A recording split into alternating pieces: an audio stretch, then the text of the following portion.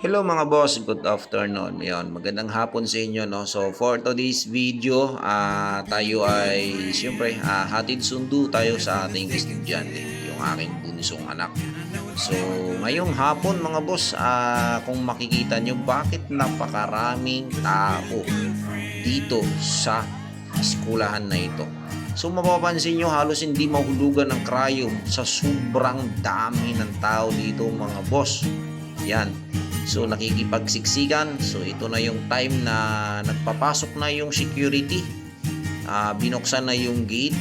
So ang ginawa ko dito mga boss ay hindi ako nakipagsiksikan o nakipagunahan diyan sa gate na iyan, no. So hinintay ko na humupa or kumonti yung tao sa pagkakataong ito dahil sa sobrang dami nga naman mga boss.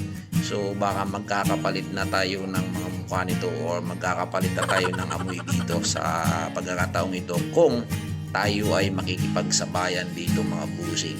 So habang kinukunan ko ng video ang tagpong ito mga boss ay naisip ko na paano na lang kung uulan, di po ba? So susundo ka sa iyong anakis or susundo ka sa iyong estudyante, paano na lang kung uulan. So ang mangyayari nito mga boss ay talagang magtatakbuhan ang ating mga mommies and ating daddies dito.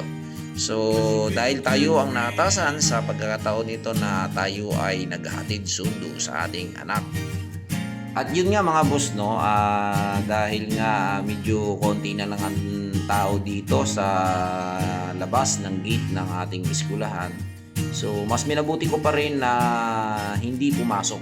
So hinintay ko talaga na maubos or matapos itong mga magulang na makapasok doon sa kanilang school dahil pinapayagan at pinapahintulutan ito ng ating mga principal dito na pumasok doon sa eskwelahan.